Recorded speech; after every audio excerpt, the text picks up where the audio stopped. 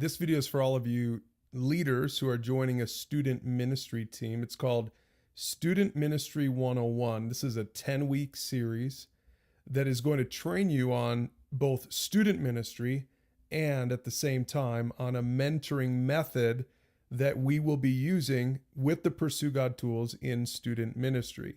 So we'll be doing both of those things. We're going to be covering topics to help you grow as a student leader, but we're going to be using a method, the Flex method, where we're using these 10 topics and then more to come later to show you how to actually mentor someone, right? So a mentor is going to bring you through this series, a leader, maybe you'll do this in a small group, but the method that you're going to use is going to be modeling for you the method that you will use to mentor or disciple students as you move forward in the ministry. Now, if you check out the student page at PursueGODnetwork.org, go to Start Pages and click on Student Ministry. That's where you'll find how all of this works. And also, you can find series and topics to help you to grow in student ministry. In fact, this is the page where you will find the Student Ministry 101 series, the series that we're doing right now. So this is a 10-week series, and let me just map out what we'll be doing in the next 10 weeks. It's split into 3 different sections. Each section has 3 topics.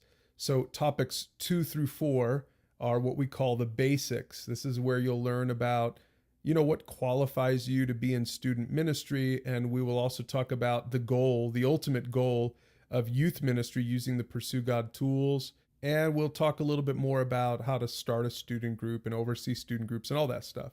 So the next 3 topics then, topics 5 through 7, you will get to choose along with your mentor or your training group. Now you'll choose these topics from our student ministry page at Pursue God Network, but at the bottom of that page are additional topics for student ministry training. We add topics to this page on a regular basis.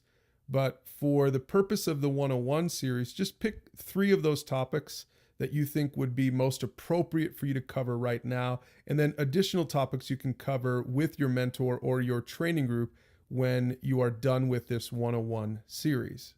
Now, the third section, the last 3 topics that we will be covering in the 101 series for student ministry is what we call the system topics.